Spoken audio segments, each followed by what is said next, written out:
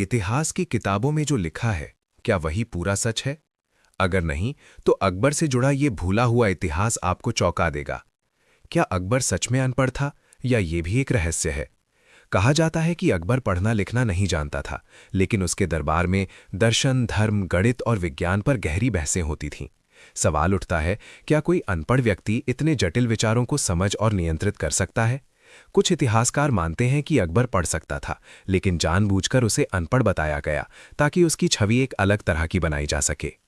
अकबर और दीन-ए-इलाही, धर्म या सत्ता का खेल। अकबर ने एक नया पंथ शुरू किया, दीन-ए-इलाही। कहा गया कि यह सभी धर्मों को जोड़ने का प्रयास था।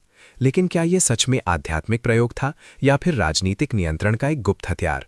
बहुत कम लोग जानते हैं कि दीन-ए-इलाही को अपनाने वालों की संख्या बेहद कम थी, फिर भी इसे इतिहास में बहुत बड़ा बनाकर दिखाया गया। राजपूतों से रिश्ते, प्रेम या मजबूरी।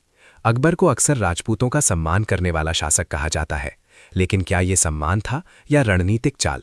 राजपूत राजकुमारियों से विवाह केवल सामाजिक सौहार्द नहीं, बल्कि सत्ता को स्थिर करने की एक गहरी नीति थी, जिसे आज राजनीतिक गठबंधन कहा जाता है। अकबर का असली चेहरा, उदार या कठोर? इतिहास अकबर को उदार बताता है, लेकिन कई विद्रोहों को कुचलते समय उसकी नीतियां बेहद कठोर थीं।